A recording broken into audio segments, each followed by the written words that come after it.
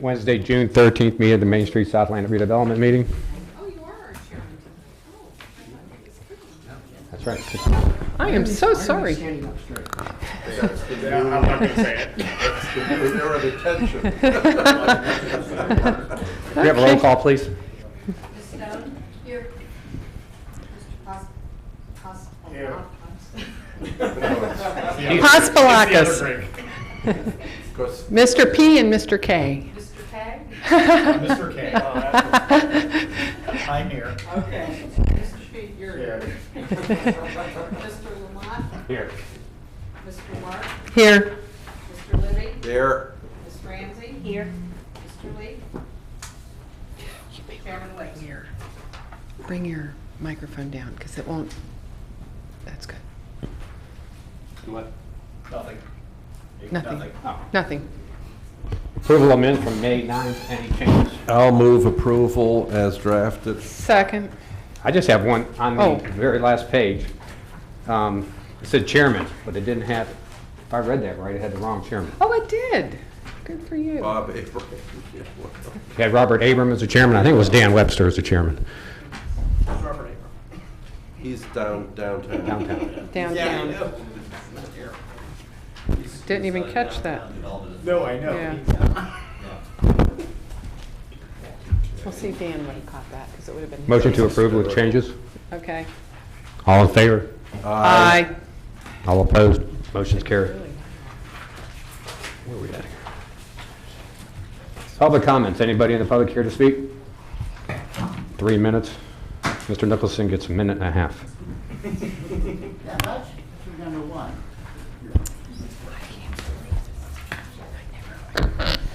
John Nicholson, 413 North Granbury Avenue. I put on your desks the picture of what I hope that you guys will be proactive in supporting. In front of the Hilton, there used to be a children's playground. They took that out about 2-3 years ago and not replaced it. This is things I saw in the paper I cut out so it's visually easy for you to understand. Ormond has a rainbow park off of Nova. They take buses from Oak Hill up, from Holly Hill, and around the county to go to that park so the kids can run through the thing. On the left-hand side is a sort of kind of a diagram of what is at Rainbow Park, but it's more closed in. It's just a concept where the kids go through ladders and slides and rope bridges and that kind of stuff. On the right-hand side, you'll see Breakers Park, and then you'll see our aquatic center. I'm proposing that we put the two of them together so that you don't have to have a lifeguard present.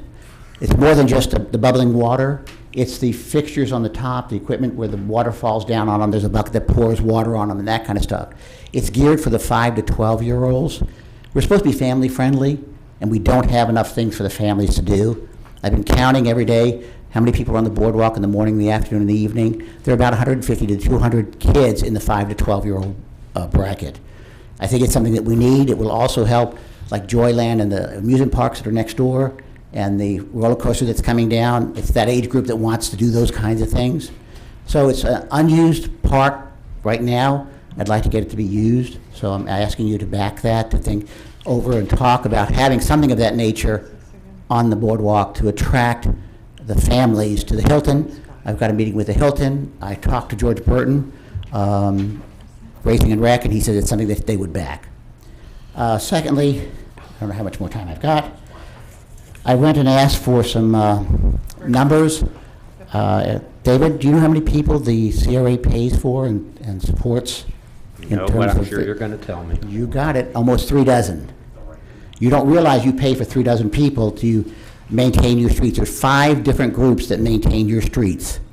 You've got 4 or vacant positions of people that are already allocated. There's like $249,000 in your budget for employees that are not employed right now.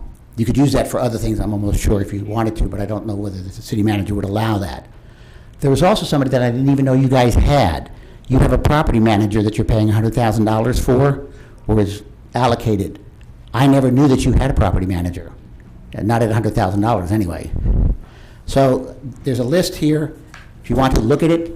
Plus, you pay about 55% of the office, staff office, that the CRA is. Everybody else is paying about 10% for Midtown. The DDA pays nothing. They get a full-time employee from the city at no cost to themselves.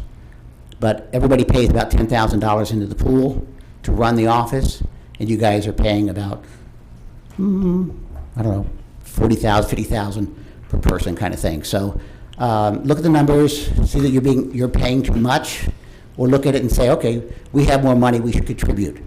But I think that you all should, everybody pays the same amount of money if you're paying for the secretary. There's 5 CRAs in the DDA, you all should be all paying the same, rather than different. So if I can, pass these out. Mr. Chairman, before you leave, John, could... Go ahead. Yeah. Gary. John, who would be the applicant of this family fun water park that you want us to support? Either the city or you guys, be proactive. Okay, have you, well, we don't do projects like this, but have you spoken to anybody in leisure services about this?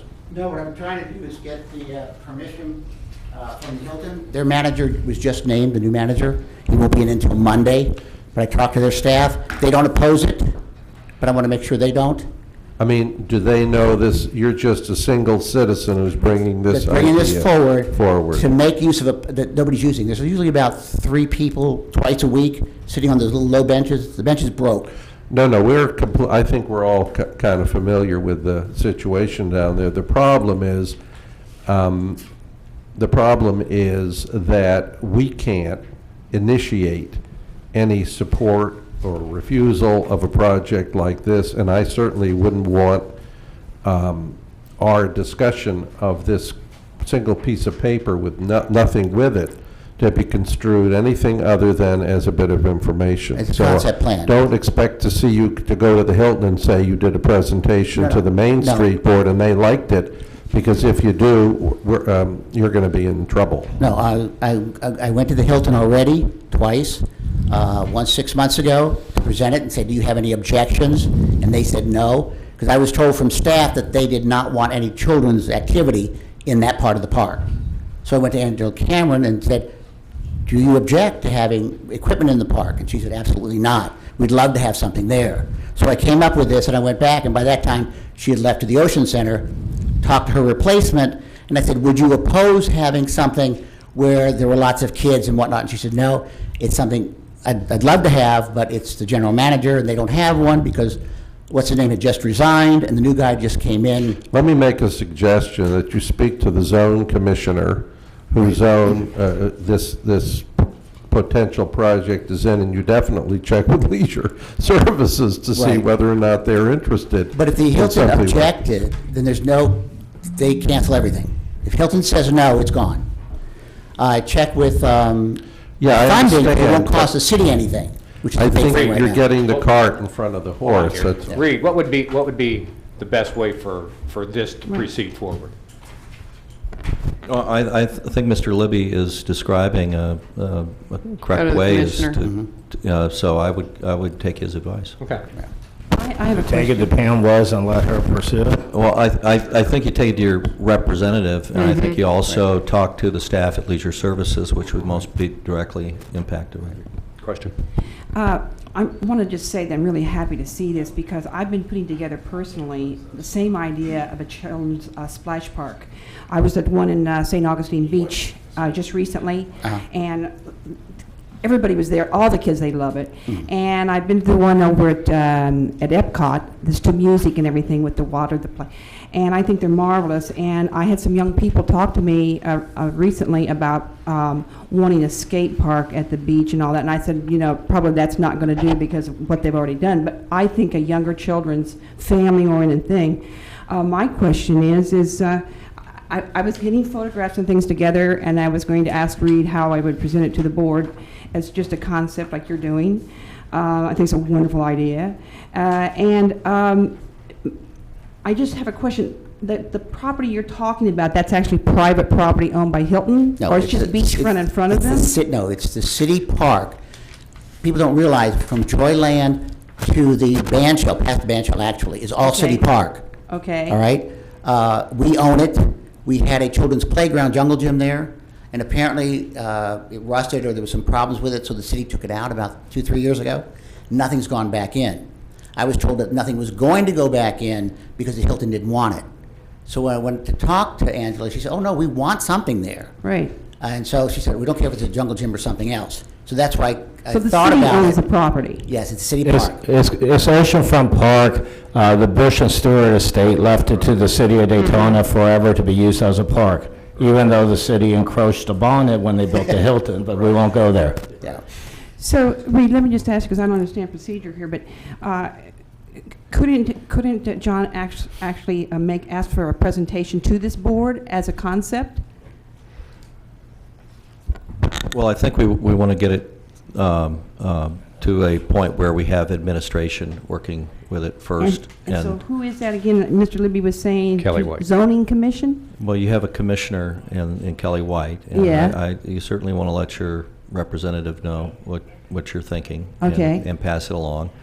And I think it's appropriate to talk to the leisure staff because they're working with that property and they know Leisure staff, Leisure services. Yes, leisure services. leisure services. Percy okay. Williamson is the director. Okay, Okay? Okay. thank you. All right, but you Thanks, don't John. object. I do not So object. there's one. Okay, thank I you. do not. But don't get me in trouble, like Mr. Libby said. He's very good at that. Any more public comments out there? Moving right along, number 5. Development concept site plan, 801 South Atlantic Avenue, Bayshore Capital from Toronto, Canada, requesting a conceptual site plan review for proposed 900 room condotel to be located at 801 South Atlantic Avenue. I believe we do have the developers and representatives here. Yes. Come on down. Come on up. Okay, I thought staff was going to say something first, but that's okay. No, I'll hold my remarks. For the record, my name is Glenn Storch, and I want to introduce the team. Edwin Peck, Peck Construction, Pat Mayo, Peck Construction, Mark Doust, Roman Yurkovich, the architect. You know these people, and all these people are local, and that is one of the reasons why I think we are so lucky that Bayshore Capital came to Daytona Beach. I've got to tell you a quick story because I think this is fascinating. They came here looking at the idea of buying Marina Grande. And Buying what? I'm sorry. Marina Grande Okay. in Holly Hill. Okay. And they looked at it and they said, I don't think so. They said, well, we've got a few hours to kill before our plane goes. Let's go see Daytona Beach. We've never seen it before. And as you know, they're from Toronto. They went up and down Daytona Beach.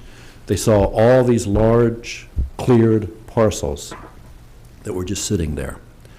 And they have now bought 4 of them, 4 of the largest ones. So they have 20 acres or more of beachfront property in Daytona Beach. And this is the serendipity of life. They just happen to be here. It just happened to be the right time, right place, right people. And they are now working together with everyone, and I mean everyone, the county, the city staff. The city staff's been great to try and find a way of dealing with our needs, which of course are the fact we badly need a new hotel. There's been no new hotel on the Daytona Beach beachside in over 20 years. We need to shore up the convention center, so that's the county needs as well, and at the same time their needs to make sure that this thing can happen and do it in such a way where it's appropriate. We're going to show you the plans that have been reviewed by a number of people, and I hope you agree that they are something that it will be special for Daytona Beach. But more importantly, like I say, the goal here is to work together and make sure this thing happens, because this is good for everybody. So let me start with introducing Edwin, and he'll take you through the plans, and we'll go from there. And I'll be the Vanna White, and I'll show you what they are. You want us to hold questions till I at was just the gonna end say, of let's hold questions till each they all get presenter, done. rather than the whole thing, because at the whole thing, you know, you're going to have 4 or 5 presenters. I have and- no objection to answering questions now. Whatever you want to do, David. Or as they come up. As they come up, Gary. Sure. Okay. Yeah, that's right. And remember, we're here as a team, so we'll pop up and we'll just talk. Is that all Okay, right? so can I just ask one quick question then before we get to Mr. Peck? I do it. You know. Yes. Is it a timeshare? Is it No. what is this? It is a condo hotel, and when I say condo hotel, it's an ownership status. It is a way of also financing a hotel today. We just did the hotel in New Smyrna Beach. I did, Okay. and another group.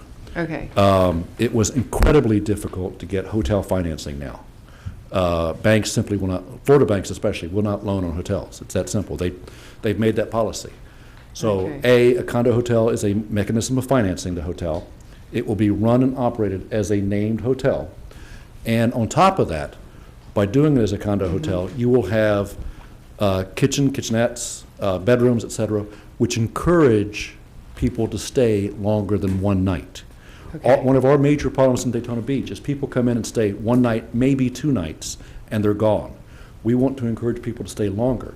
I stayed at a condo hotel in Orlando, and it was packed with British tourists because they come over and they want to stay several nights, and they don't want to go out to dinner every night. So it worked out very nicely. But yes, that's Okay. exactly what it is. Okay, thank you. And what's the average square footage of each room? But that's, I think, Mr. Peck. We're shooting for around 600 square feet. Obviously, you'll have suites and others that will be larger, but that's what we're shooting for. Here again, this is a conceptual plan, and so there's a lot of details that need to be worked out before we get to that point. But that's what is drawn in the plan at this point. Are we going to be able to show this? Yes. Glenn, have you discussed the challenge with the bed tax in this sort of a setup and how you're going to handle that We are treating this as a hotel. as a hotel? So Yeah. even people who have a condo who choose not to rent it will be paying bed tax? That's an interesting question. I have not looked at that issue yet. Typically what the condo docs are going to say is you can only stay for a very short period of time because the rest of the time it has to be operated as a hotel. So, but that is something I'll look at and have to look at the bed tax issue. But I find Okay. that's a fascinating question, Gary. I have a question. The first north tower you're going to build next summer in 2013, and the next tower, the south tower, what predicates when that will be built? There is no timetable for the South Tower at this point. In fact, that may be built as a separate named hotel. What it is it's the entire thing is planned as 2 hotels. And so there will be, and we're providing the infrastructure, we're providing the utilities, we're providing everything as though it's going to be 2 hotels. And so it'll be planned for that. Okay. All right. Okay, Mr. Peck. Go ahead. Is it Oh. still do you have like a franchise hotel in mind, or is that something you don't want to talk about? That hasn't been determined at this point. Okay. So No, we don't want to do that. we can't. We've been sworn not to go there. Okay. Tracy, you got any questions? So right now, we're just calling it a white flag. The ability is there to run it as a white flag. For those that don't understand white flag is a non-named hotel. It's not going to be named necessarily a Marriott, a Hilton, etc. Marriott. It's a white flag, which would be an independent, and the ability is there to do that if they so desire. They have the capabilities of doing that. Okay. First of all, I'd like to say, go ahead. No, now we're just listening to the presentation. Yes, that's what we're saying. Go for it. It's up. It's up. Yeah. It's upside down. Upside down, but it's there. Okay. You need to flip all of them, probably. Okay. Oh, never mind, that one. There we go. Okay, I just want to make sure that everybody understands, this is not a done deal for Daytona Beach. Daytona Beach is in the running. It's one of 3 locations. In my opinion, it is the leading location. The individuals already own the land here, and I think it's up to us to lose it. I think we've got the opportunity here. Need to, Glenn, she was trying to see around you. So with that said, we will go through, we are treating it as though it's our deal, and we are going to make this happen. We need community support, obviously, and we need council support, but we're treating this as though it's our deal, and we're not going to let anybody else have a shot at this. And I support we're getting everyone's support. Right. You already have the memo of understanding with the city With- commission, correct? That's correct. Okay. And that was to And we don't need authorize- something separate with them acting as the CRA. It's them no matter what, right? Well, what was the memo of understanding? It was to move forward and The memorandum was to authorize Well, staff. also tax abatement, but I'm just, I know what it was, but I'm just saying we don't need something, we're not making a recommendation to the CRA because they've already, as the city commission, Correct. okay, that's all I was asking. Yes, that is Yes. correct. Okay. All right. We good? Well, I disagree because there are certain responsibilities that are ours. And I think the city, if I were a commissioner, I would. The commissioners, expect- I'm saying the commission is the CRA. Yeah. So we, as a board, for a concept plan, this is not approval, we are not, there's no approval required for concept plans, just to hear it. So I was just asking to make sure we do not need to pass on anything at this point to the commission asking as the CRA, and we don't. That's correct, but That's all I think was asking. They're here to get a consensus, a feel for how this board. I know why feels. they're here with us. Here, I here. just wanted to I make think- sure you're killing the dog here. Yeah, I I just think want to all- make Tracy. sure we didn't have to pass it on. I think all Tracy is saying is tonight, we're going to give them our ideas. Yes. Nothing we're going to vote on tonight. Yeah. And then down the road, they're going to be coming back to us for different approvals. And I should Right. point out that the CRA only approved the MOU. Right, that's Right. all. Right, We showed- I got we that. showed them the concept Right. plan, and they liked it, but the CRA only approved the MOU.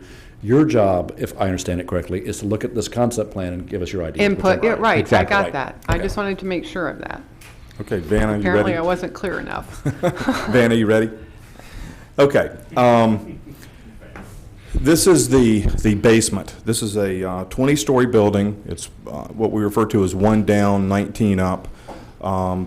The basement, we're going to show you a few boards here that are not really fancy and they're not really sexy, but there is a purpose for pointing this out. The main point with this is that you see phase 1 on the left, phase 2 on the right. There's a common drive down ramp that goes down the middle of the parking area. Parking obviously is a critical item, which is, as is any large project in this area, and we have met all the parking requirements that the codes call for at this point in time. Not only, yeah, that's what I was going to say. Not only have we met those requirements, but we've met every other requirement that is in that district and in all the code books. At this point in time, we do not anticipate asking for any variances at all.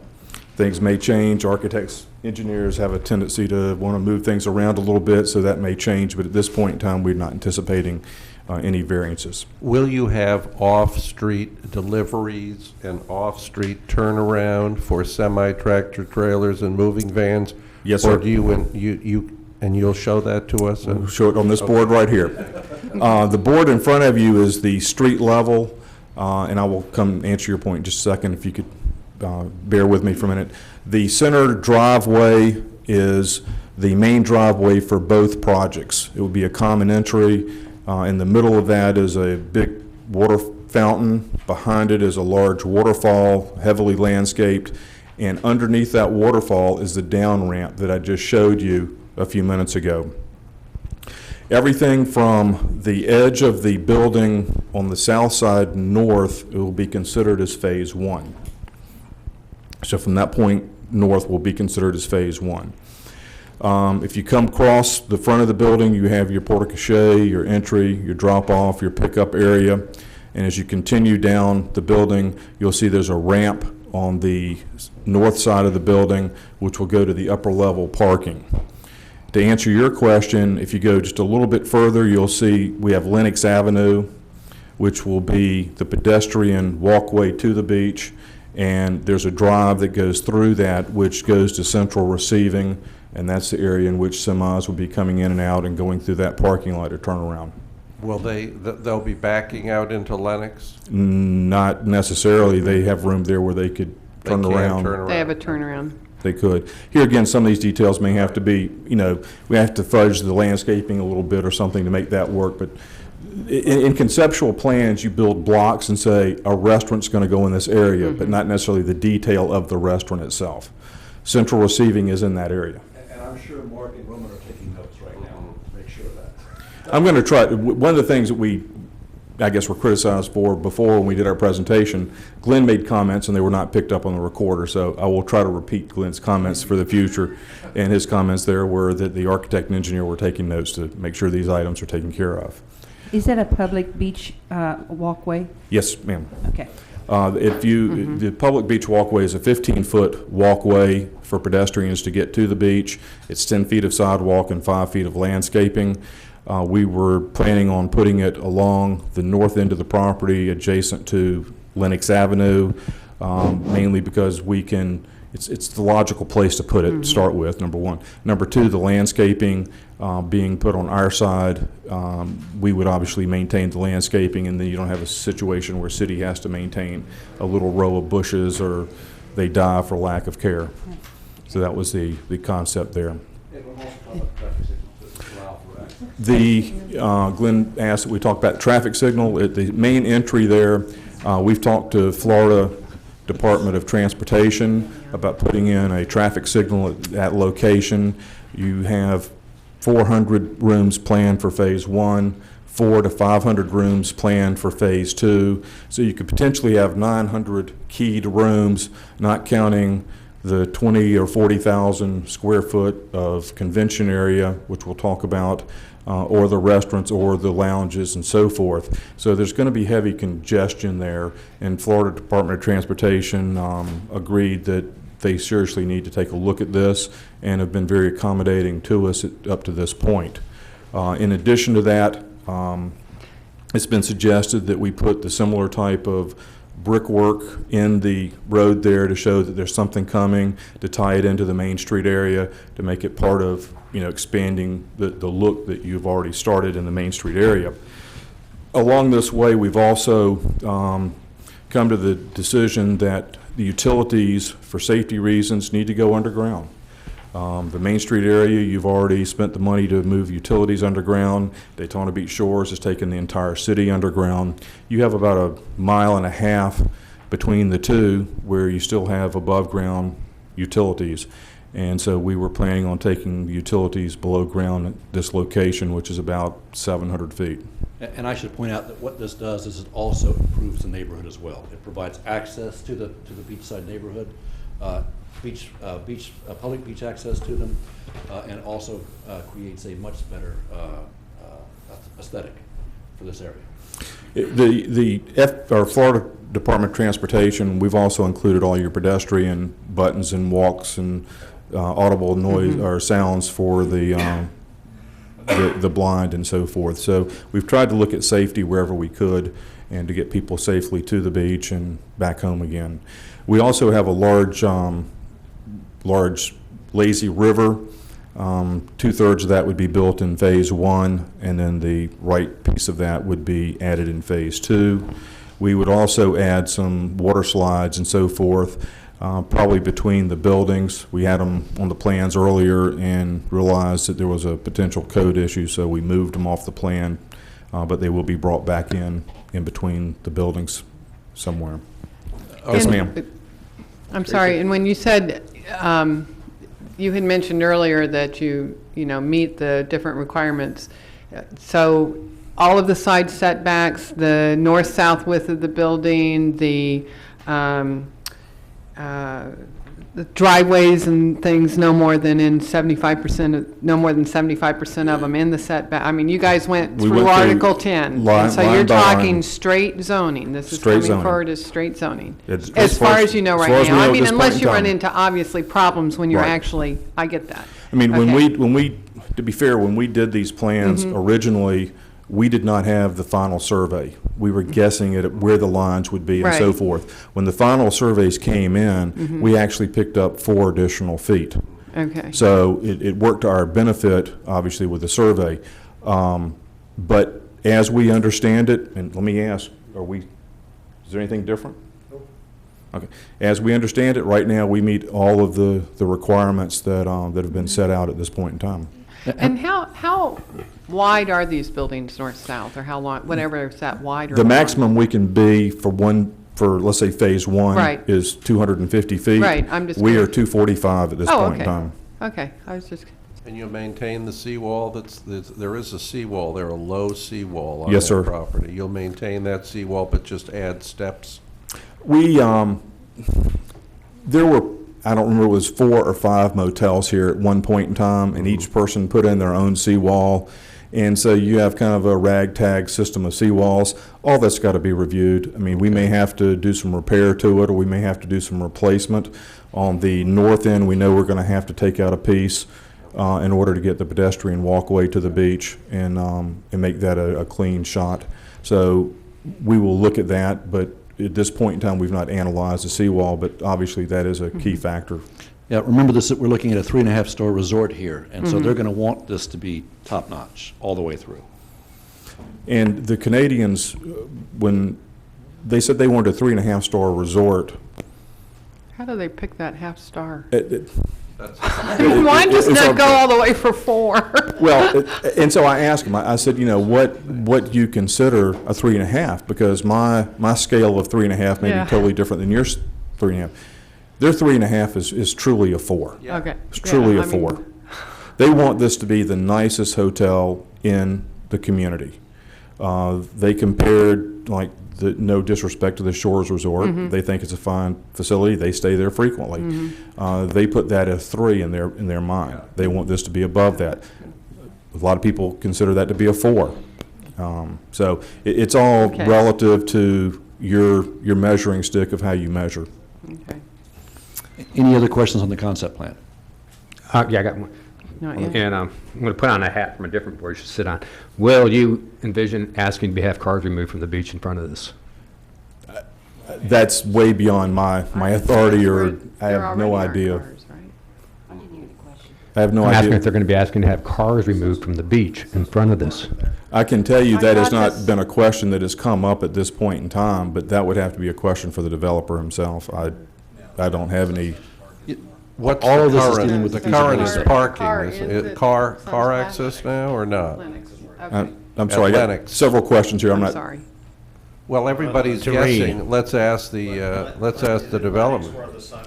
I believe right now Lennox is closed. It's not, Yes, it's not It's currently Lennox in. North. I mean, Lennox certainly it's North. physically you could access, but It's available, but it's closed off at this point in time. that's correct. Yeah. But you can drive from Silver Beach North to To Sunsplash Lennox. Park.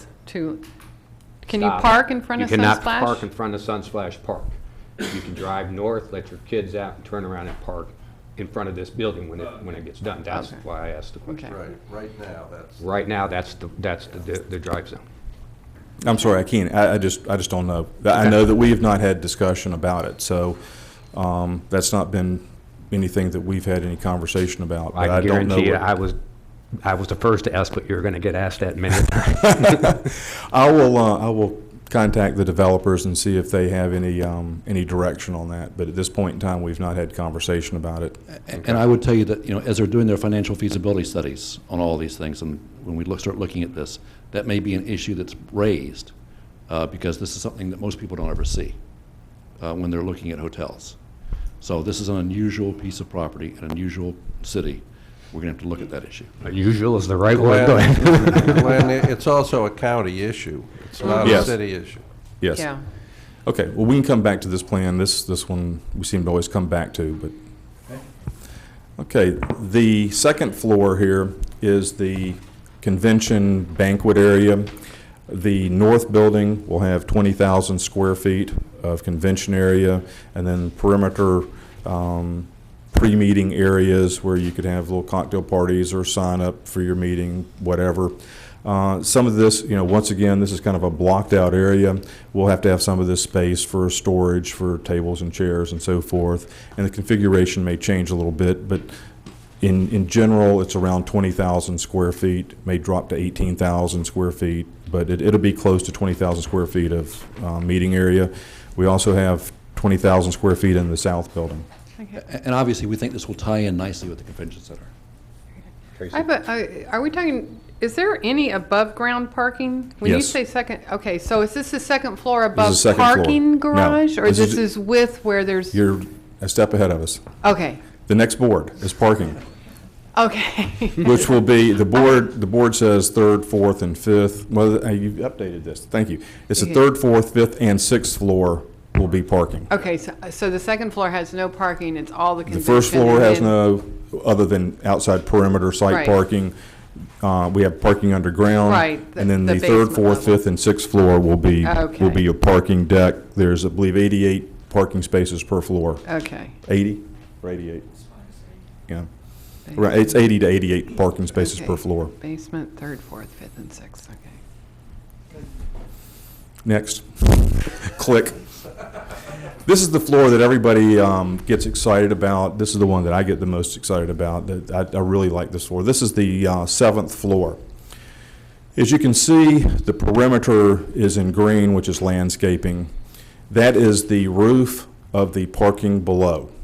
I don't think you have that one in your handout or your. Well, you can see a little green thing sticking Right. up, basically. We'll get you this anyhow. This floor became very problematic when we were looking at this design.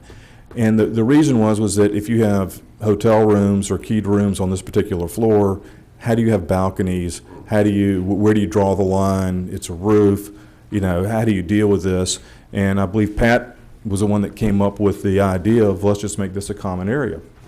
Let's make this where the spas are, the fitness center, the breakout meeting rooms, the communication center. Let's take and put an atrium from that floor up through the roof. Let's make that a centerpiece. Nobody else has that, where you can go to the 7th floor and look out over the ocean or look out over the river and get a massage or do your weightlifting or sit in a meeting. That's not anywhere around.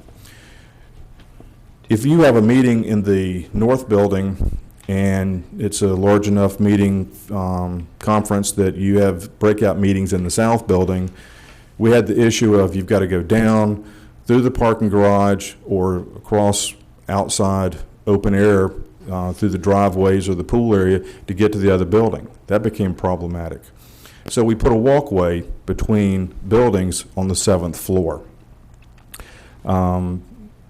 This is has now kind of converted itself into about a 100-foot walkway. There'll be a bar up in that area, and we found that if people were walking from one building to the next and had, a need to have to sit down and rest, we would put a sitting area. And if they got thirsty, we would have a young lady there serve them their beverage if they needed it, and kind of end up making a little lounge along the way. So it's become a very popular floor, and the walkway, bridge, skyway, whatever you want to call it, has become very popular, and it has been decided to include that in the first phase. And talk about what we can use the roof deck for. The roof deck is also for private parties. If you wanted to have a speaker for your convention downstairs, you could have a pre-party for that person. You could also reserve it and have a outside deck party on the 7th floor of the building, which is the roof to a lot of other buildings in this community. So it's just very a functional, great place to go and be. Excuse me, how do you have the bridge to the second building if the second building doesn't exist? We'll show you that in a minute. We got a plan for that. We all looked have great ahead. questions. I love this. You guys are just leading me right into the next board. This is It's just this an is end great. right there. People watching this are going to think I gave you the questions to ask me because it works great. This is the 8th floor through the 19th floor. And if you're superstitious, it'll be the 20th floor if you don't count 13. We looked at this very hard and looked at the community, and we found that many of the buildings in this community are rectangle in shape. The proverbial 7-story wall that was being built down the beach that people talked about for years. You've got the L-shaped building. You have the concave building like the Hawaiian Inn. You have the convex building, which is the reverse curve. And we found that if we went with what we refer to as the A-shaped building, it's something that nobody else has, something that nobody else has built in this community, and it gives the maximum amount of visibility to the ocean and or to the river. And so that's the design that we've come up with. The architects and engineers have done a great job of accommodating the desires to look at the guest experience and make this the best experience we can make them and make it something different that's not only different to this area, but different to many of the areas they've ever been in. How's that gonna, will that aid like the shadowing on the beach too, from the different angles at all? You know, we've looked at shadows on the beach from building condominiums on the beach for 20 years. And what I have found is that the bulk of the shadow is not on the beach. The bulk of the shadow is out in the ocean in the afternoon. In the morning, it's over on, you know, the west side. But the shadow that people are really concerned with is the shadow that's on the beach itself. It's a narrow, thin shadow. Sun will be between the buildings, and probably 80% of the shadow will be in the ocean water itself. So only a small portion of it, 15–20% of the shadow will be on the beach, depending whether it's high tide or low tide. You may want to pick up that these rooms here will probably be larger once overlooking the river. Right. Yeah. I'm sure you've all have looked at the ocean at night, and we don't have a lot of boat traffic at night. It's pitch black dark out there. Most of the people are gone during the day. They're gone to the races, or they're wherever on the beach doing whatever they're doing, going to conferences. They come back to the room at night, and it's pitch black dark. The rooms that are really the preferred rooms in my mind are the river rooms, the ones where you can see the river. And so we've tried to put this angle where at least half, if not more, will be able to see the river, because that's the lights at night. Ms. Stone? I have a question. How many units are in the legs of the A's? We've got 33 per floor, so it'd be 1, 2, 3, 4, 5. It'd be 7 on the crossbar, so it'd be 33. 1, 2, 3, 4, 26. yeah. So, 1, 2, 3. That's assuming we keep this, you know, if we change the size of the room a little bit, or we do suites, for example, the number of rooms could actually change, but this amount of space would be the same. Yeah. I don't know if that answered your question, but yeah, where I'm headed is roughly looking at it.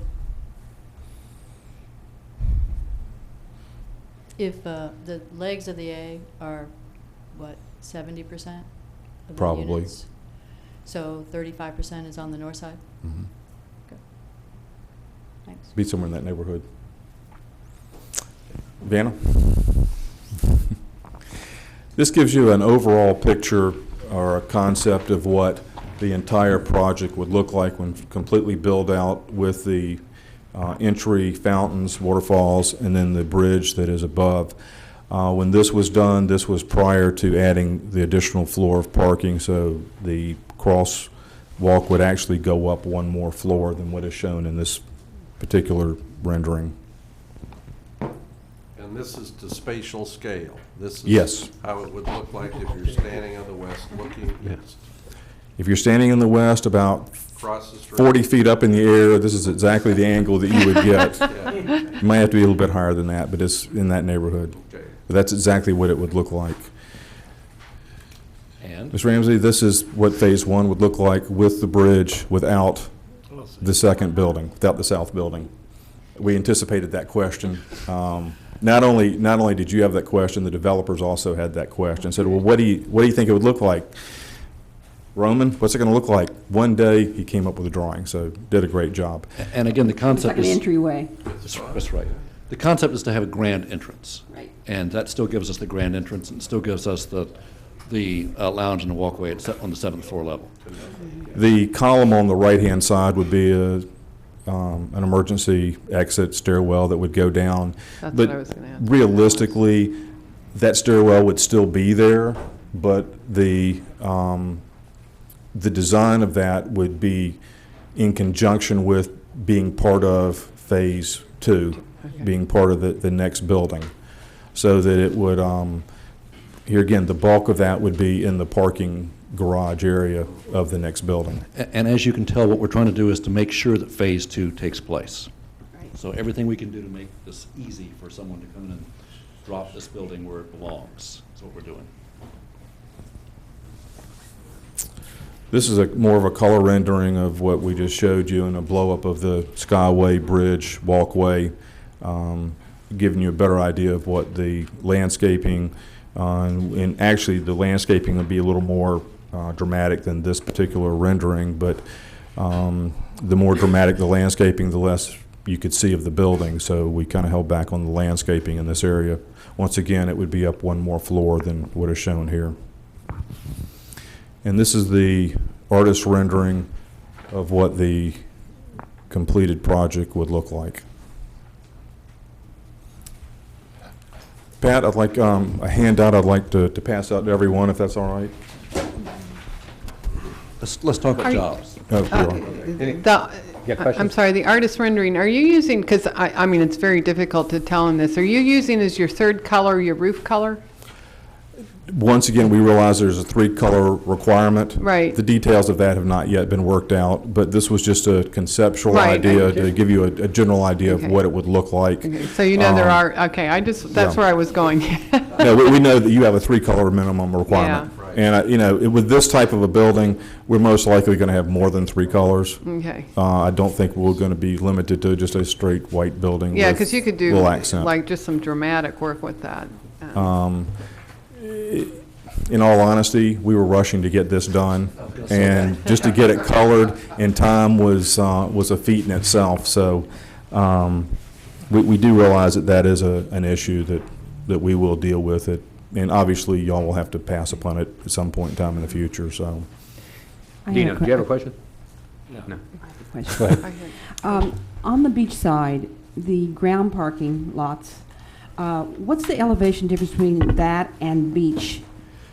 well, depending on what part of the beach, you're theoretically at 0 at The walk- water. the tide part. Atlantic Avenue is, depending, here again, Atlantic Avenue goes up and down. You're in the neighborhood of 12 and a half feet at the center line of Atlantic Avenue. The lobby level here is around 17, so we're up 4 or 5 feet from the street. So I'm not sure what point you're asking me what the elevation would be. Well, I'm just wondering on the rear of the property, on the ground level parking, if I'm not walking on the beach, Yes. down in the tide area, walking on the beach, how high above is that ground level parking? That ground level parking. What's the elevation difference? You're probably going to be 13 in that area. Once again, we've got seawalls that are already existing that are 12 to 14. I don't remember exactly. Do you remember what the seawall? It's just on the north side. Yeah. Yeah, but do you know what the seawall is? It's around 14 feet is the seawall itself, and that's really on the north end and the very south end. So we're only, at this point in time, talking about the north end where that parking would be. Okay. Teresa?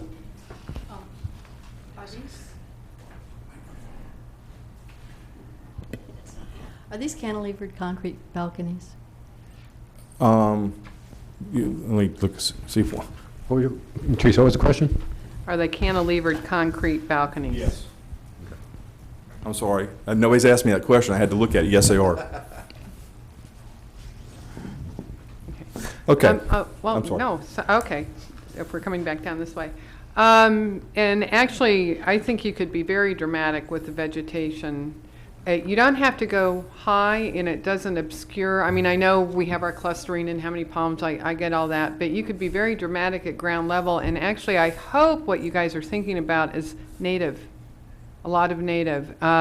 There's staff actually has a great list of that they had put together. We've already with reviewed it. Okay, because I would really love to see a lot of that, and not just the same old, same old. Well, I think it would make it uniquely this area. The typical project has the palm tree and, the little Right, and shrub palm that's a trees, foot tall. it's what and- you do on the ground. You could do some really amazing stuff, ground level, that makes it very inviting to the pedestrian, doesn't obscure, and actually will, I think, highlight the building.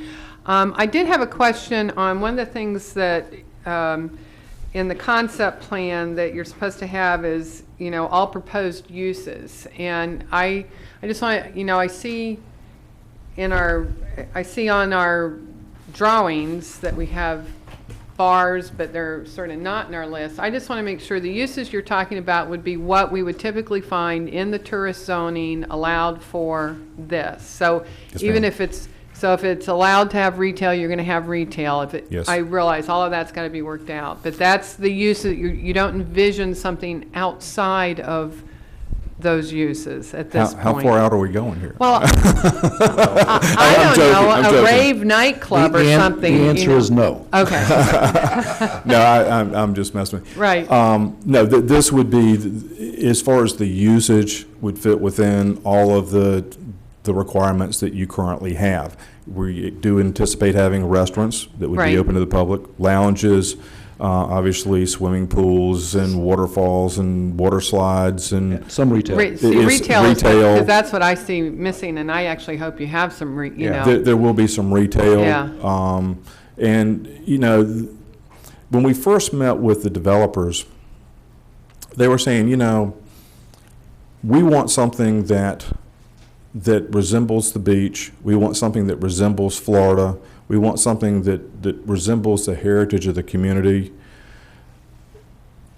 whether it be racing or a number of the things that resemble this community. You know, Henry Ford, the Rockefellers, the Lighthouse. There's a whole variety of things. And they want all this to kind of blend so it's someplace that you feel the locals feel at home at, but yet it's a learning experience and an eye-opener to the person that comes to visit. It says, you know, that's neat, let's go down and take a look at that. That's what their vision was. Gary. Yeah, how green is this building going to be, or is it going to be green at all? It will be green to a degree. That has not been determined. Obviously, all hotels, especially your flagged hotels, are going green with the operations and so forth. And even though we will attempt to do that with lighting and some of the things that we can do that would be permanent, the operations is really where the rubber meets the road. So it's not a driving factor in either your design or your marketing of this hotel? It's definitely a factor, but it's not, here again, this is a conceptual plan. Right. And we are trying to work out what the public would like to see, what the developers want to see, what fits in the community, what meets the codes and requirements without asking for special exceptions and so forth. Yeah, the meets the codes and requirements, you know, sometimes is puzzling because our codes and requirements haven't really been very high. And so we all, you know, I think that if this is going to be a quality resort hotel, we would naturally assume you're going to meet or exceed. And that's exactly it. The fact is, it's the first new hotel in 20 years. So you have much more sustainable standards right now. And when big businesses or hotels like this are doing construction and design, they do it so there's a win-win. If you do green engineering, then it costs them less to operate and maintain. So as long as there's a win-win for them, they will be doing this. So meets and or exceeds would make me more comfortable than just meets. Sure of that. I'm sure, but you know, at some point in time, green can go a little beyond, like having grass on the roof. I don't think they're going to go to that point. No solar, they're not going to do solar. I'm sure they will do some solar, but here again, you don't have enough space to make it effective to handle the entire facility. So it's not something that really is an option that we could do at this point. It really has to work with the building itself. Sure. And I just asked, it was just I will tell you one of the things we'll be looking at very closely, and that's how to deal with the sea turtle lighting issue. Yeah. And also to provide a safe beach. Technology has advanced now to the point where there's possibilities there. I have one other question, Yeah, but red maybe light, it could come in at the end, and it has to do with tax abatement and tax increment financing, but maybe we'll reserve that till the end of the design discussion. If you could let me go a little bit further, Sure. then be more than happy to try to answer Okay. that question. Did you have a? No, Okay. I'm listening. Timmy, do you have anything? Well, Glenn, since you brought up the sea turtle, now they've actually talked about sea turtles not being able to see the LEDs that are over 700 nanometers. Is that something that the county? I mean, the county has recognized it, but is that something where you're working with? I believe we're going to be looking at those issues. That's exactly correct. You now have technology that shows different things. So it's not just a matter of turning off lights. It's a matter of using the correct lighting in the correct manner.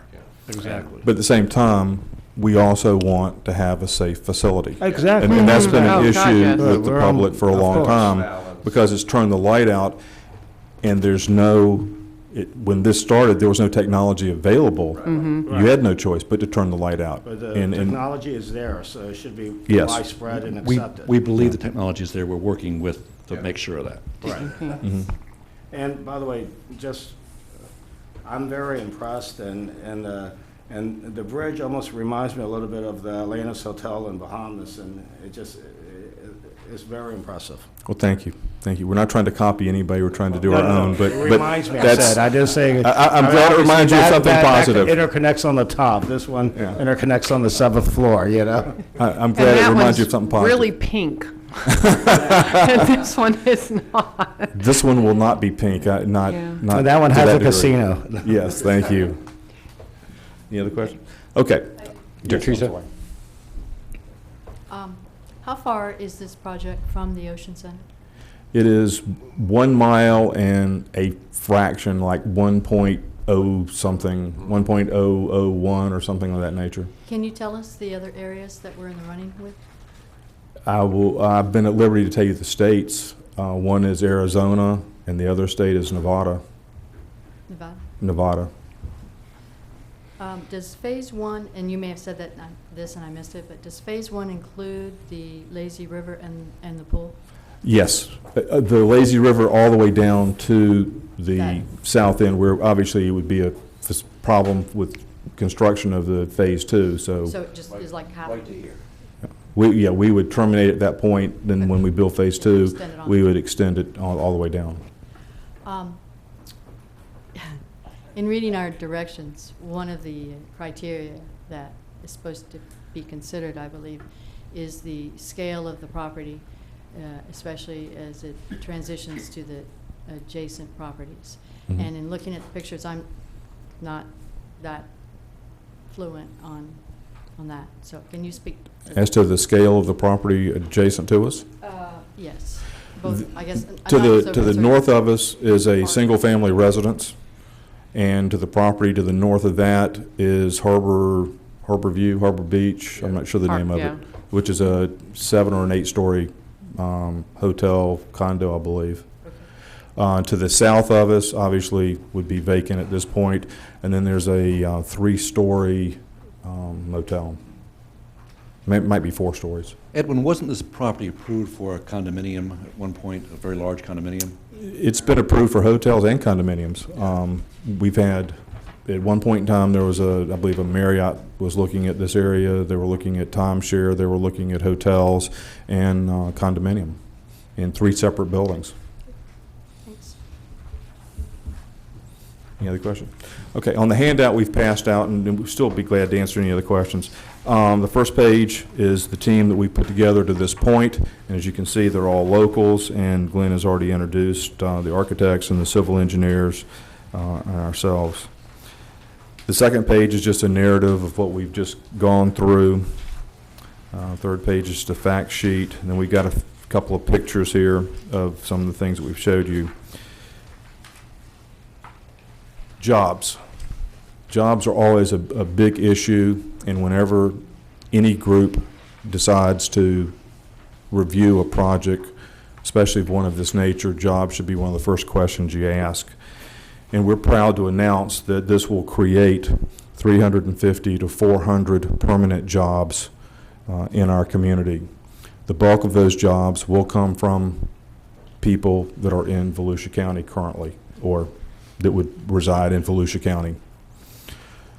Yes, Mr. Berger, do we still have a requirement under tax abatement of a minority hiring plan for any organization who applies for abatement? I remember that was a big issue about 10 years ago, and I know we put it in place, but I don't know if it's been amended or altered or anything like that. I think it still is out there, and so you'd want a plan Certainly. that would just Certainly. address the city's tax abatement requirements.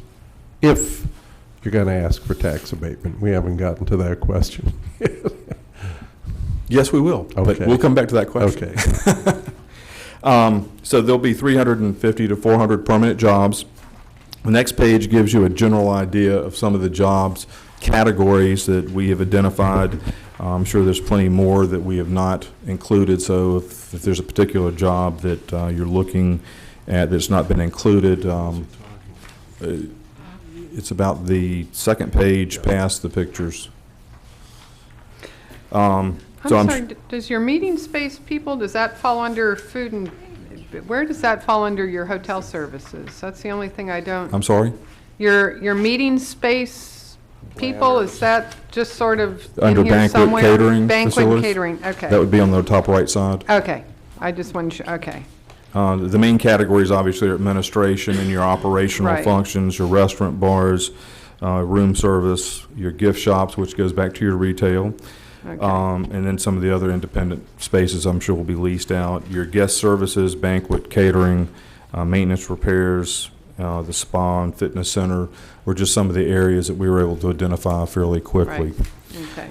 The next page addresses construction. The following page after that gives you a general idea of some of the construction jobs that will be created. From this point forward, if it is approved to go forward with this project in this community, the architects, the engineers, the consultants that will be involved, the construction workers, the electricians and plumbers and so forth that will be brought into this will create a large number of jobs. Just the employees, not the cost of the building, but just the employees of these categories will create approximately $30 million in employee income over the next 3 years. I know that that's been confused with other numbers that we have put out in the past, but this would generate something in the neighborhood of $30 million for employee salaries with all these different entities that are involved. Does anyone have any questions? You want to go to tax abatement? Certainly. Let me take this. Okay. Okay.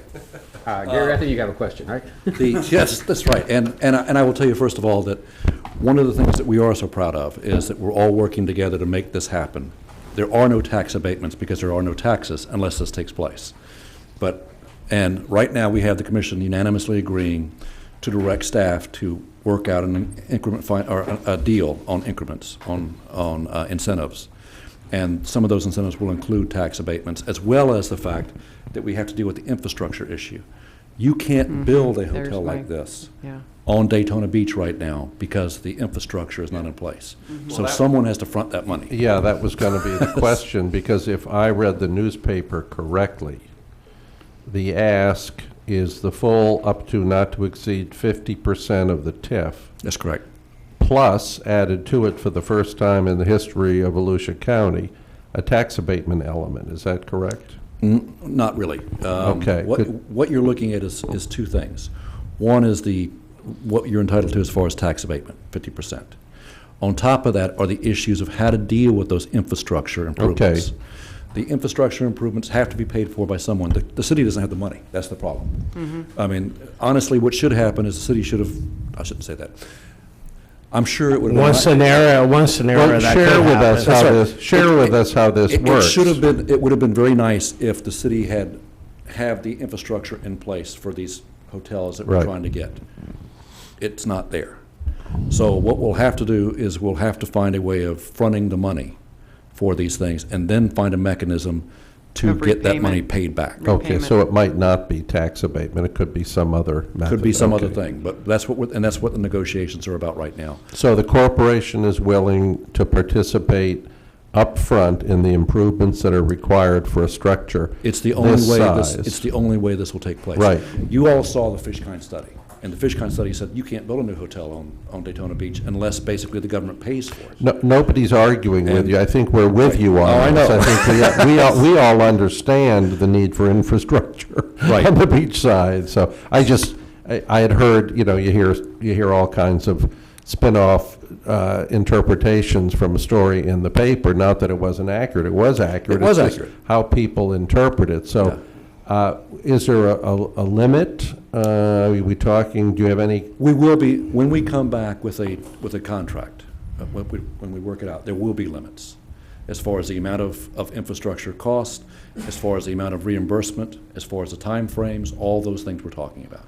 because it is a very impressive project. It's the kind of project that I think we've been waiting for a long time, and I would hate for it to stumble or stop, or I'd hate for the motion to be anything that, other than continuous, if there are little parts of it that are either misinterpreted Right. or not explained, because everybody's looking at this project. Well, This could be a tipping point project for the beach side. It is key. And I will tell you that when we were doing this MOU, you'll see flexibility there. But the MOU specifically says, these are the areas in which the staff shall negotiate in and come back with us. And when we come back, we will have very specific language as far as the amounts, as far as the timeframes, as far as our contribution. The bottom line is, this cannot be done without the developer fronting the money. Yeah, okay. And I noticed that your public spaces on that seventh, is it the seventh floor? I mean, I think you satisfy and go way beyond the TIF requirement for access. And Yeah.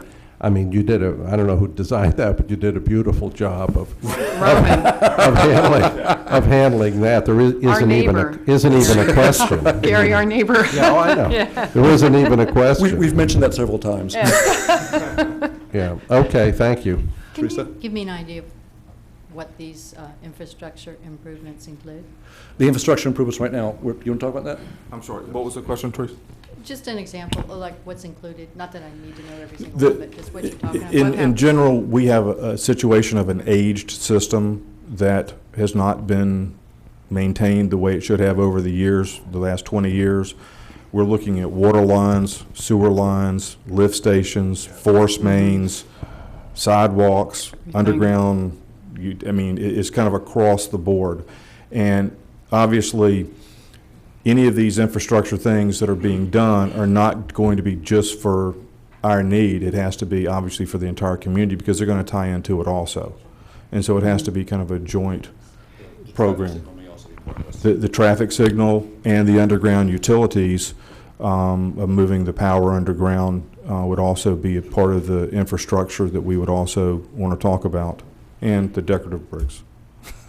So, Ed, so the infrastructure you just talked about, this is going to, and especially in this one general area between Silver Beach and, say, Lenox, going to improve the infrastructure of that whole neighborhood dramatically.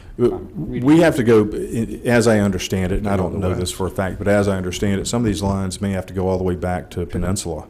Yeah, oh, Yeah. yeah. Sure. And Wait, I didn't hear some of the what? some of the major Lines. lines, the water sewer lines, obviously the lift station is not going to be just for us. The lift station is going to be for the entire community. I think you should mention the projected cost for us to have to front this to make this happen will be in the millions. Oh, yeah. Oh, yeah. Got it. yeah. It definitely will be in the millions. Yeah. Okay, well, that makes sense, the way the way you're discussing this now, because we don't want it to be a project that's too expensive for the city to be able to invite into the. We've been working with staff, Yeah. and they've been coming up with some preliminary numbers, and It's doable. we're all in the same ballpark. Terrific. Is this the vicinity of where Commissioner Shiver's house had? Oh, no, the that's problem? way south. That's way south. It's way south. No, I was going to say, and I'm not sure, tax abatement, I believe, has been used, I mean, when I was on the commission, we did tax abatement for Gail Limeron building. Tax abatement and TIF together? Well, he wasn't in a redevelopment, but, I mean, I don't think we've ever done the two. Now, No. I understand we're not definitely doing we're not the two. definitely doing, but We're coming I up would with a just. method. That's right. Where the 50%, we're basically entitled. That's okay, yeah. Right. Where we come up with the money for how to You might refund- want to use a different word than that. I beg your pardon? Entitled to. Yeah. We seem to. Up to we seem- 50% we s- might be available. We seem to meet the criteria. How's that? Yes, I think that would be. And honestly, I mean, these are the sort of things that we're going to have in order to make this financially feasible, because Yeah. the problem with hotels right now is the cost of building versus the amount of room rates you can get right now, or they don't meet. Right. Now, we anticipate over time, they will. In fact, what we anticipate is that when we build this, our room rates will then start competing, and the Hiltons will also start rising, because you will then have a better quality product to compete against. See, to me, this is the kind of project that you use those economic incentives. That's right. Yeah. I mean, it makes sense. I mean, on top of that, I will tell you, we're also looking at impact fee. Fortunately, there's moratoriums out there, and we're looking at avoiding impact fees for many of these things. We're working with it. So there's a county that has to be involved, the city. This is all going to take all of us to make this work. Because That's right. it's, Florida Power and Light also will offer us incentives because of the number of jobs we're creating. because it's a condo hotel too, you have a very interesting tax angle that Morgan Gilreath is going to be very interested in, and how do you determine the annual taxable value on, is there a percentage would be condo, and then the balance would be a commercial hotel? It is an interesting question that we will be dealing with. Okay. This is the least amount I've ever seen Mark speak. Any other questions?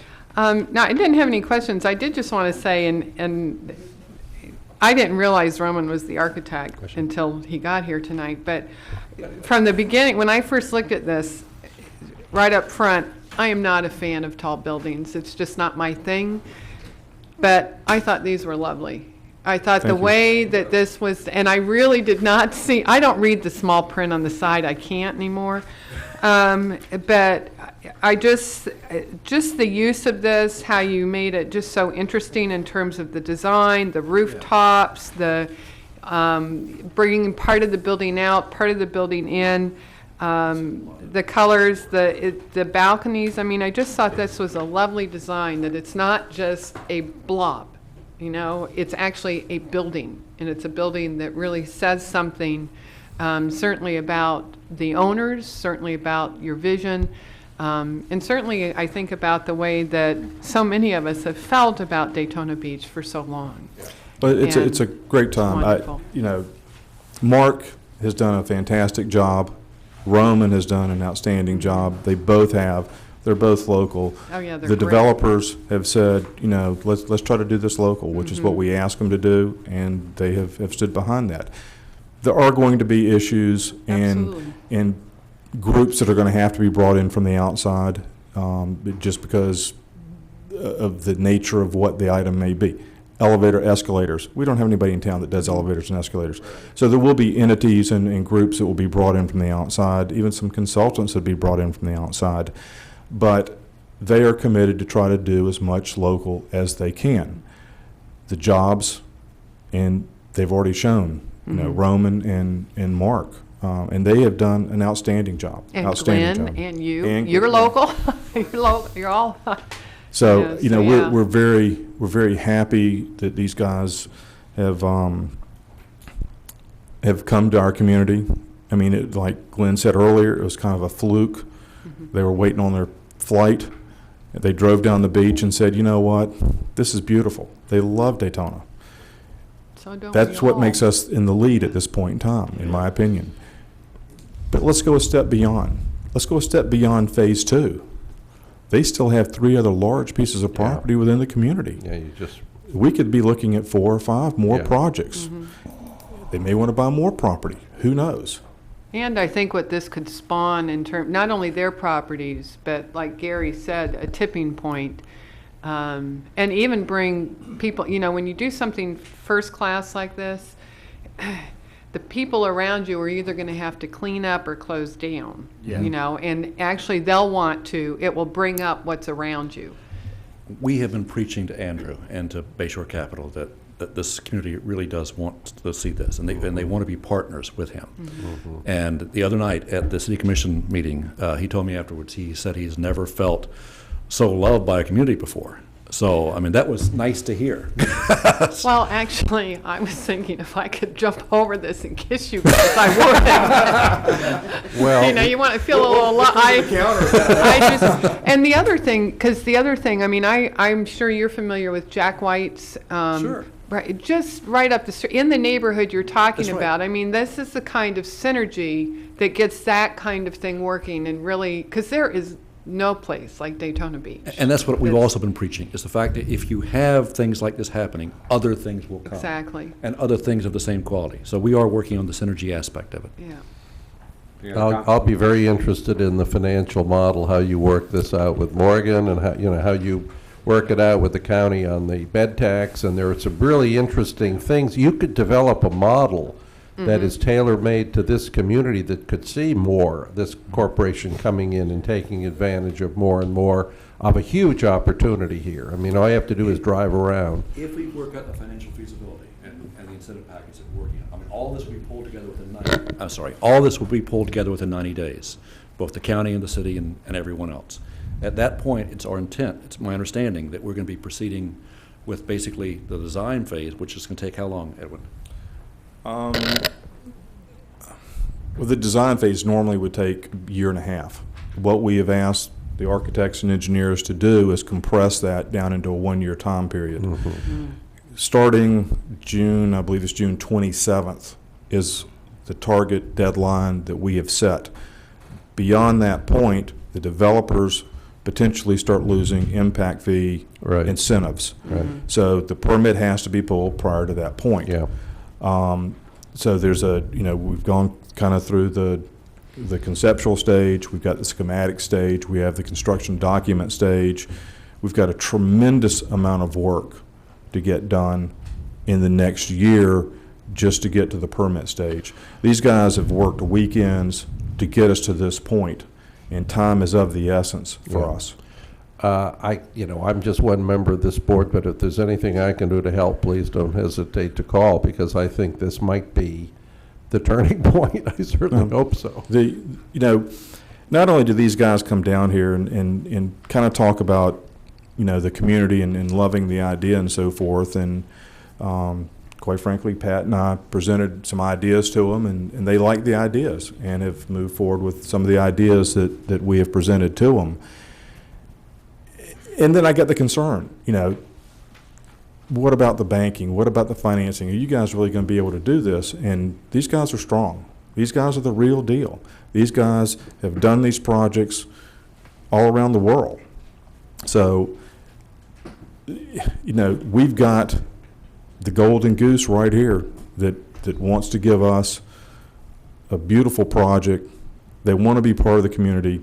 If you look at their logo, it's kind of 3 building blocks, and they have 3 words to the side, and it's investment, management, and opportunity. They saw the opportunity in our community. They're willing to commit a tremendous investment into our community. And their management and leadership is what this community needs at this point in time. So they are the right people at the right time, and they have the wherewithal to make this project happen. It's up to us to make them feel welcome, number one, and number two, this team of Pat and Mark and Roman to compress the time frame to get it done so that they can get the investment or the incentives that are out there to move forward with this project.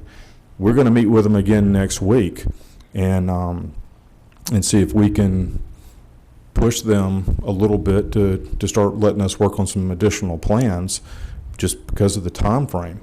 Even though they have not made the decision 100% that Daytona is the place, I still feel that this is the leading entity, and we're the front horse. And I feel like if we can get them to do that, that's just another piece that they've invested into our community. I understand they can't make that decision until we have the numbers. Yeah. So Of that's course. just the fact. I mean, Mr. Chairman, I'm not sure members of our board know how much work we've done with the Canadian market through the HA board and through the Convention and Visitors Bureau. They're one of our major target marketing audiences, and we've had a very good relationship with Canadian tourists, special sand dollar programs with them for years. I deal with them on a daily basis. Yeah, so it's a nice natural fit. That's what's fascinating about this, because we've talked about this. A, that the Canadian dollar is in the right place, so there's a reason to invest here. B, their connection in Canada to bring people down here is a wonderful fit for us. So it all ties to, because as he said, they love Daytona, they love Florida. So it all ties in nicely for what we're trying to accomplish. Sharpen your pencil and crunch your numbers. Any other comments from the board? Edwin, I just want to say this, I've sat up here for quite a few years, and this is one of the, I think the only project that's come before me in this board that I've been here that everybody's embraced right off the get-go. Usually this stuff comes before us and we throw them out the door before they get here. This is great, move on, and hopefully you guys can come to negotiations with the city, and because I know I'm waiting for something good on the beach side. I've worked with Glenn many a time on many a project. Thank you very much. Once great again, I'd job, like to Mark, compliment and these Roman guys, and Pat, everybody. and Mark, and Roman. They've worked hard to make everything fit within the codes and the laws that we have before us, and they've done a great job. And hopefully we'll be able to come back in a few weeks and answer some more of the questions that you have that we can't answer today. Well, just having Tracy wanted to kiss you guys, I mean, that says it all. Actually, the only other project Only that came Roman she through, wanted to well, no, I said all of them. No, I was going to say, the only other project that I remember having this kind of enthusiasm for was young Jack White's project, the Grandview he's Linux. done a nice job. It's, He's done a I great want to job. see that built. And this has that same kind of quality, and I mean, I have to say, it's just nice not to be, have our arms twisted. It's nice to say, we want to do what this area deserves, Well, to see that opportunity, should we because we move all from- see it. And obviously Pam was very pleased. There's no motion, there's not even an approval at a concept plan.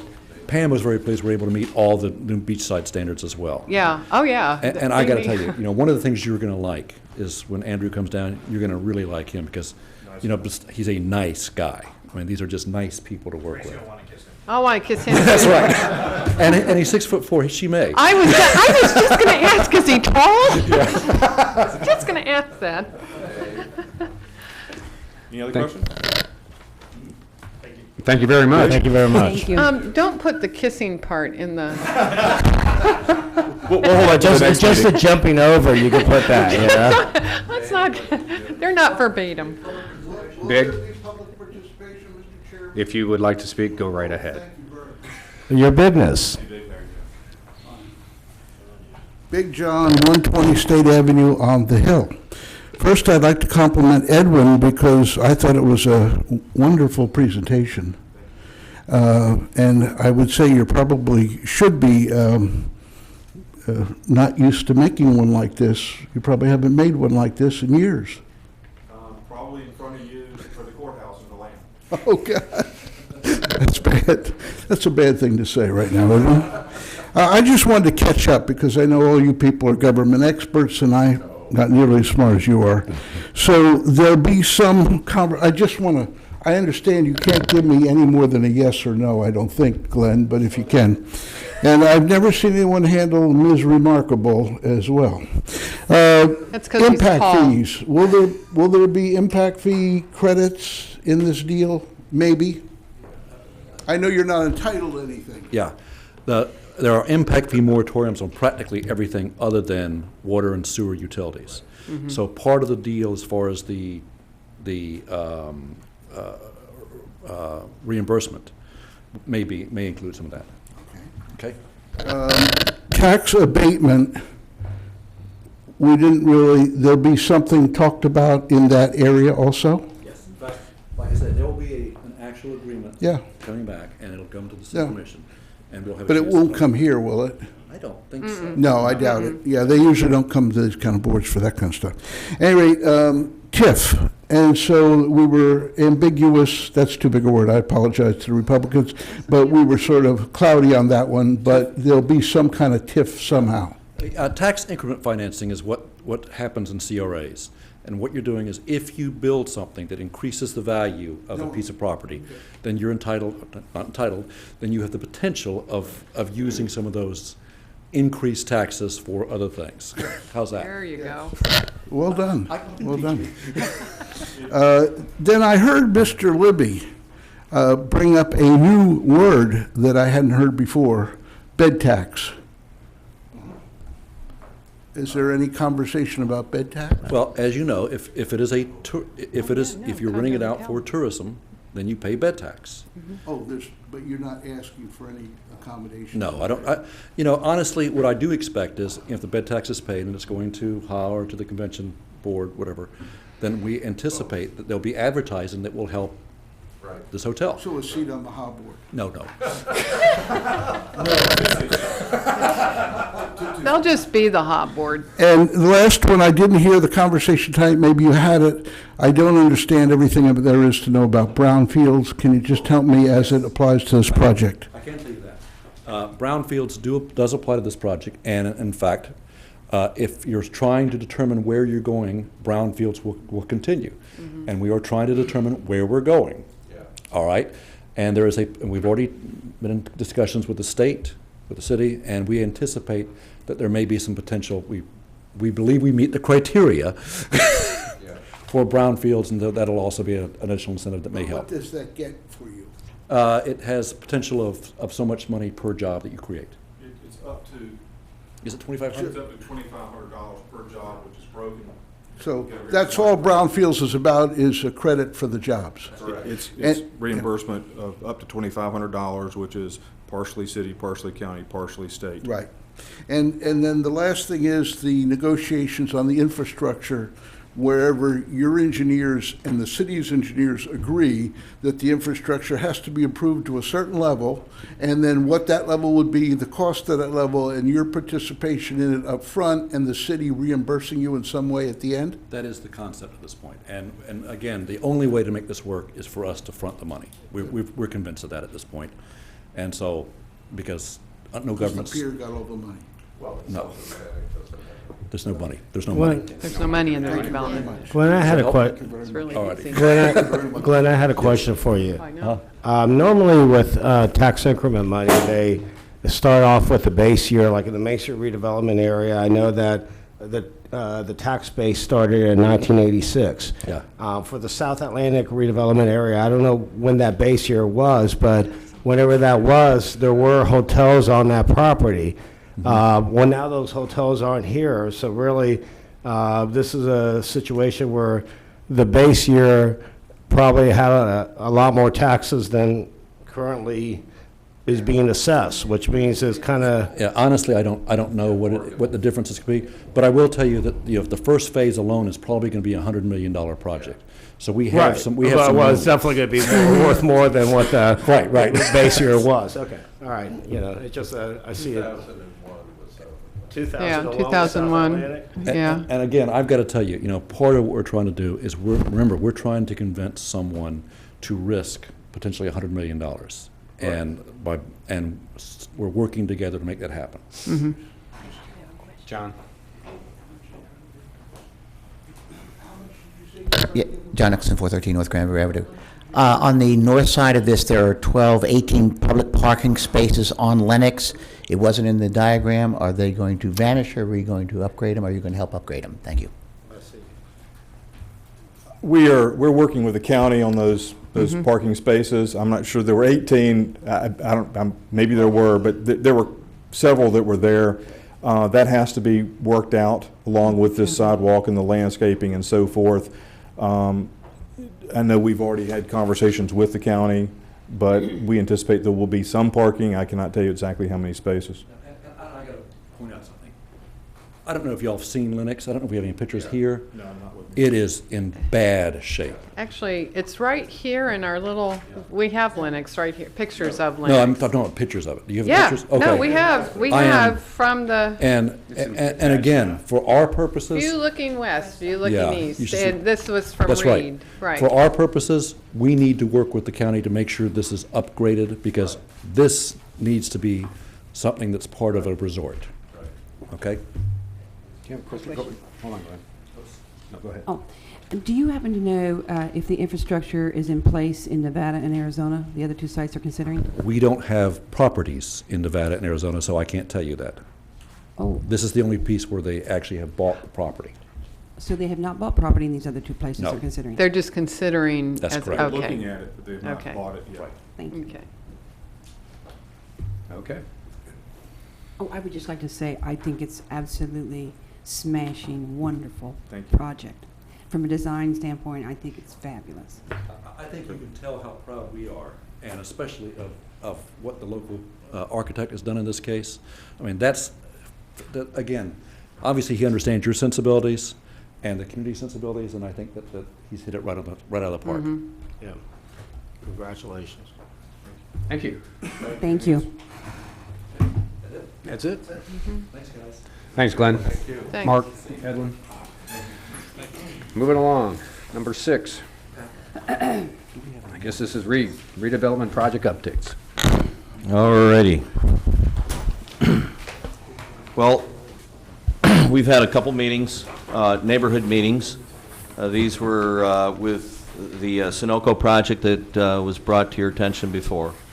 And I want to let you know that those have actually been, I think, great meetings in that they brought out a lot of issues for everybody. Not everyone was happy with the idea of a convenience store in that location, but at the end of the day, the way I see it is there's a lot more questions to be answered. Sunoco is willing to continue to try to meet as often as they need to answer those questions. They're not trying to rush this through. So now that they've had two meetings, they're with the neighbors. They're going back to the drawing board, and they're going to try to come up with a plan. From there, I can't tell you if they're going to want to come back here or have some additional meetings with the neighborhood, but they've certainly gotten a lot of input from everyone about it, and it's been a very healthy exercise. So we'll see how they approach it when they come back. Is that it? You know, there's some other information in my report. Number 5, where I did say that I'd come back to you and provide something about a business directory at this point. I don't have the map and to show you. I was hoping to have the graphics and all of that, but I do want to make it clear for everyone that we are going to be including that whole Main Street area. We're technically getting down past ISB to the south to say that Sunoco station. We're going to have to figure out an insert or something, and we're trying to do that right now. But we're trying to get a complete business directory for people, and then maybe from there we might have some other detail maps that we can put in the kiosks that show Main Street on Main Street, show A1A, and do it that way. So we're looking at some different products they could put out there, some that show everybody, so the Gateway on ISB, some of those other businesses that would probably like to be recognized are on that list. So you can look and see by category of restaurants that here's all the restaurants in this area. And when it comes to the South Atlantic, I'm not sure we need to be restricted by the boundary of our redevelopment areas. If it's close enough, we ought to show it. So we've been starting to question whether or not we ought to show the businesses to our north on Seabreeze and try to tie it all in, because there's more power sometimes in trying to bring that all in. We're getting away from walkable with some of this. But if we do some smaller products that are more for the E-zone, the walkable areas, we can do that as well. Okay? So that's what we're working on, but I don't have a product tonight to share with you. As soon as I do, I will do that. Any questions for Reed? Reed, will there be a digital version of this? You know. Yes. We'll create a digital project or product, and if you've seen what we've been doing with the downtown, you've seen the kiosks on Beach Street. We may actually, depending on what kind of quality we can develop in-house, we'll probably send it out to somebody who can spice it up from there. Whether we use these folks, I think they're in Tennessee, that they do all the shopping mall districts. We may go a different route here and try to keep it local with the graphics, the mapping. Mr. Chairman, my only comment would be we need a new illustration of the pier that shows the new roof line and the gigantic shark mounted on the front of a brand-new entrance to the building, rather than this one, which is very closer to the historic look of the casino. I got a question on Point taken. that I got a couple of phone calls in the last week. The parking, the valet parking for, three-part question more or less. Who owns that land? Who benefits from the money generated by the valet parking? And is it used for everybody besides Joe's Crab Shack customers? Or can it be used for anybody besides Joe's Crab Shack customers? I don't know all the details about the actual arrangements that are made there, but I know that, in other words, if I go up there and say I want to park for, I think it's $10 right now for valet, and I'm going to Joe's, if I'm coming in there and I need to park a car and I want to park the car, I know of no requirement or restriction that says you must eat at Joe's. You just pay $10 and they'll park your car. Mm-hmm. Now, I think you can go right down the block, and I think at the Ocean Deck, it's complimentary parking for the valet. Same service provider, by the way. So okay, so service provider for the valet is The valet. I don't know the exact the name, but the people who are providing the valet service, same as Peabody. And that money is split obviously or with them and the city of Daytona? Right, it's the city of Daytona Beach and the valet service. And the valet service, whatever. Right. Okay. So that's the current arrangement. Now, you ask where, or where they're parking them. And I haven't watched the operation in detail, but I know that we provided a lot specifically up there where the Breakers expansion is as we go towards Harvey and Ocean. And we've done some temporary work there. It still needs more work. It's not done because we'd like to make that part of that park expansion with some parking in it. But at this point, temporarily, it's become the valet parking. So if I saw that correctly, they can drive up Main Street and stop right there at the corner of Main and Ocean and get out there, or they have to make. Yeah, they actually are taking you to the right, to the south from Main Street at Ocean, and driving you across that area that was closed off to our parking lot. And then from there, they're taking you down Ocean to Harvey, or taking the vehicle at that point from the customer. The customer gets out at that point and can walk right down along the side of the park to. Now those vehicles, are they allowed to use the employee parking? Are they using the employee parking, or do you don't know where they're parking the cars at? No, not the employee parking of Joe's, if that's what you're referring to. Well, okay, if I pull in there and I hand Yes. the guy my keys Yes. and I take off to Dino's or wherever, Right. where are they taking my car? They're taking it over to this temporary lot down at the end of Harvey and Ocean. Right on the Okay, ocean. on the east side Right, of Ocean. and I don't know if they have some additional places or they're parking them over, if they're filling up there, where they go from that point. I need to find out. Yeah. Yeah. Mr. Chairman, can I ask a last question? Reed, has there been any discussion with the county to amend the ECHO grant that provided the Environmental Learning Center, which is now the sort of the headquarters for the valet parking guys? I peeked in it and it looked pretty empty. I know at one time the city was ramping up with some of the promised improvements in there, the terrarium, and they were going to have part-time staff in there. Do you know if that is just gone by the wayside? If it has, it's perfectly the city's decision to do that, but I think you probably owe it to the county to let them know, because they have that facility listed as an open, public access facility.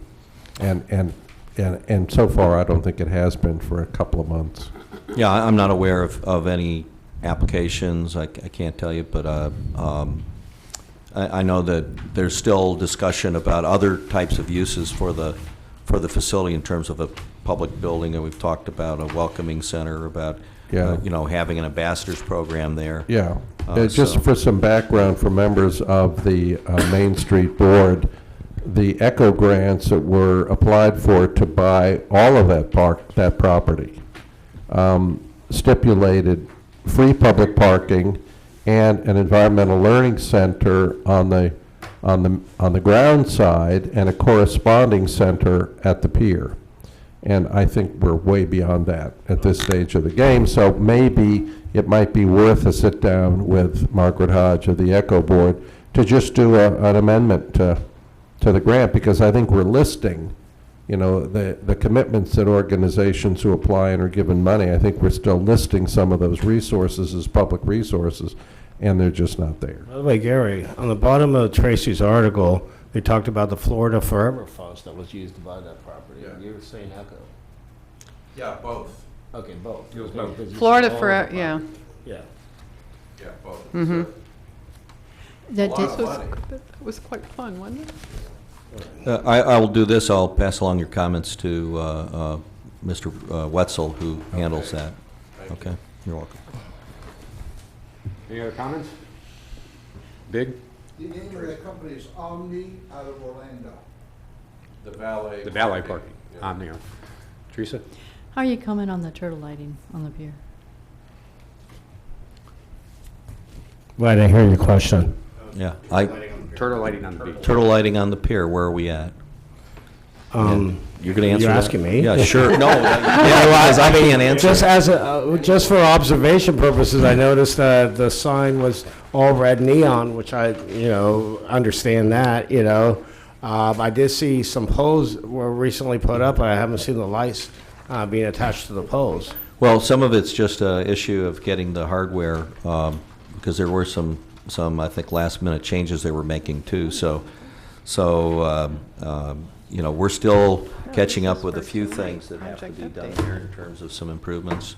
So that's still happening. So you'll see people working out there from time to time, but we're pretty much wrapping it up and coming to that point where maybe we can say we've spent all the money we're going to spend for now. I think what's incredible about this project is that Joe's Crab Shack, they've put a significant investment in there as well. And if hopefully you've gotten out there. If you haven't, it's really well worth the trip to go out there and see what's going on. And I think we're still shooting for the 4th of July weekend for their big celebration. By the way, I have two questions. One, the pedicabs, I haven't even seen them. Are they? Yeah, where are they? I don't know where they are in actually going through a permitting process. They do have to get licensed, and I'm not sure they've approved anything yet. Okay, and the second question, what's the status of the RFP and the Space Needle? I don't know the answer to that question either right now. I'm sorry, I don't know where they are in the process. Okay. I'm not tracking anyone. The boardwalk has been really nicely maintained since our last meeting, and there's a police presence down there, very friendly, proactive, on bicycles and on foot, and I think it's looking tremendously improved. That's great to hear. By the way, I just want to throw out there, I also offered to the city to clean the boardwalk every 2 weeks if the city would pressure clean the boardwalk every 2 weeks. That way it could be done every week, but I guess they can't. I rejected your offer. I know. And but you are welcome. Dean, I I'll make that appreciate 2 it. at my house. You do my house every 2 weeks, I'll do it every 2 weeks. He'll come down. Live in Ormond. Thank you. Did you share the concept for the brochure and business directory? Yeah. Yes, if you were. Okay, I'm sorry. I thought that might have happened while I was out. And strategic planning goals. I skipped this Okay. time. But skip doesn't mean forgotten, Not right? forgotten They at will all. be coming, No, okay. no. Okay, No. I just want to keep my eye on Just them. tell Okay. us. Yeah. Just tell us. I know, you guys were. John, we got time. Do you got anything else you want to say tonight, John? Okay. Oh. Big? No, it's not. Reed, are you going to the county tomorrow to ask for the money for that other parcel? Okay. The Oh, cap- what parcel's that? The one in the middle of, they I know, bought yeah. the end, they didn't buy the middle parcel. Right. And that's the one that's requested. We do have a representative attending the meeting. I can only tell you Are that. we allowed to know who the representative is? Hardy Smith. Hardy Smith, wow. There you go. Okay. He was asking a question. Let that record show that was Mr. Costadegas that gave Big a hard time. He already did. If there's no other questions or, I'll move adjournment. I will move to adjourn. I'll let the record show it, it's 7:40, by the way. There you go. Yeah, I was just thinking that. Yay, it's not even 9 o'clock.